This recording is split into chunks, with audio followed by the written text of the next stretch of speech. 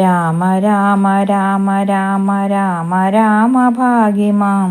ശ്രീരാമ ലക്ഷ്മണന്മാർ കാട്ടിൽ താമസിക്കുന്ന സമയത്ത് ശൂർപണഖ സുന്ദരിയായ ഒരു സ്ത്രീയുടെ വേഷത്തിൽ രാമൻ്റെ അടുത്ത് ചെന്ന് വിവാഹാഭ്യർത്ഥന നടത്തുകയും രാമൻ അത് നിരസിച്ച് ലക്ഷ്മണൻ്റെ അടുത്തേക്ക് വിടുകയും ലക്ഷ്മണൻ അത് നിരസിച്ച് വീണ്ടും രാമൻ്റെ അടുത്തേക്ക് വിടുകയും ദേഷ്യം വന്ന ശൂർപണഖ സീതയെ വിഴുങ്ങാൻ ചെന്നപ്പോൾ ലക്ഷ്മണൻ മൂക്കും മുലകളും അറുക്കുകയും ശൂർപണഖ രാവണൻ്റെ അടുത്ത് ചെന്ന് സീതയെ രാവണന് വേണ്ടി കൊണ്ടുവരാൻ ശ്രമിച്ചപ്പോഴാണിത് സംഭവിച്ചെന്ന് പറയുകയും രാവണൻ മാരീചനെ മാനിൻ്റെ രൂപത്തിൽ വിടുകയും സീതയെ കട്ടുകൊണ്ടുപോവുകയും ചെയ്തു. ഇതിൽ ശൂർപണഖ എന്ന് പറഞ്ഞാൽ ജ്ഞാനസമ്പന്നനായ ഒരാൾക്ക് സംസാര മധ്യത്തിൽ വന്നു ചേരാവുന്ന ആഗ്രഹങ്ങളുടെ പ്രതീകമാണ്. ഈ ആഗ്രഹങ്ങളെ മാനിച്ചാലും തിരസ്കരിച്ചാലും എല്ലാം ഫലം ഒന്നു തന്നെയാണ്.